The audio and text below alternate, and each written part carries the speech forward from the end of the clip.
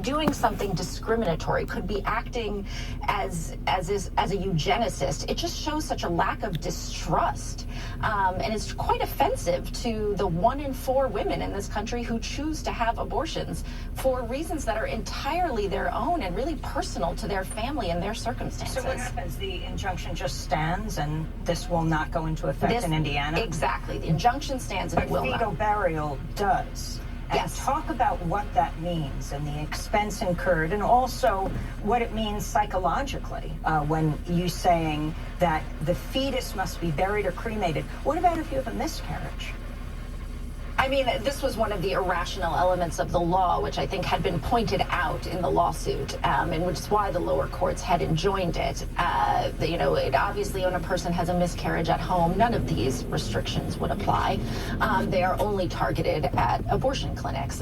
So again, it really goes to show you what the motivation here was. This is part of the just numerous restrictions. You heard from Dr. King talking about the numerous regulations and licensing requirements that abortion clinics have to comply with. They really go above and beyond anything else any other medical provider has to comply with. And so really this is just part and parcel of those burdens. And again, just going back to these attempts to shame and stigmatize abortion care, to really marginalize it from the rest of healthcare, which is exactly what it is. You filed a challenge to the Alabama law. How do you see these various challenges of this raft of laws across the country proceeding over the next year or two? Is it likely that this is going to reach the Supreme Court and have a decision before the presidential election, or is it more likely that it would happen afterward? It takes years. It can take years for cases to reach the Supreme Court. So I'm not sure that any of these cases are on the fast track to get up to the Supreme Court. And again, of course, as we saw on Tuesday, the Supreme Court doesn't even take all the cases that come to it.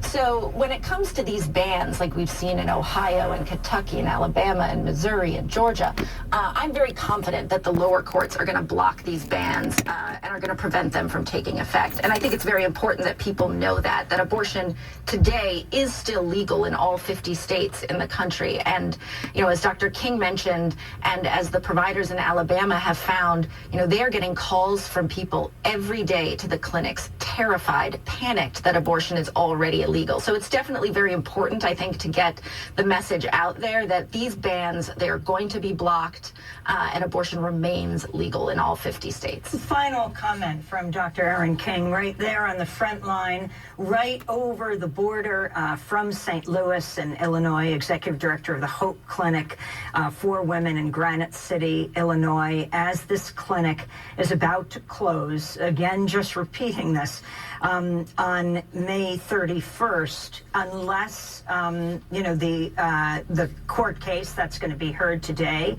something happens with that. Well, again, on that 10th anniversary of Dr. George Tiller's assassination, an abortion provider in Kansas, how you're all protecting yourselves, Dr. King.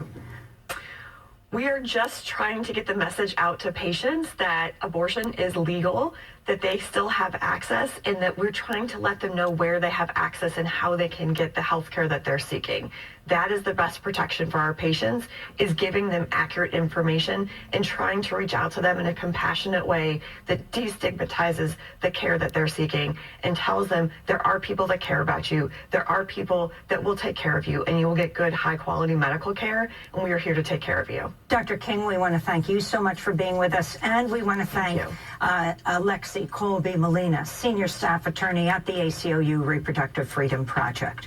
This is Democracy Now!, democracynow.org. When we come back, a man who attempted to provide water for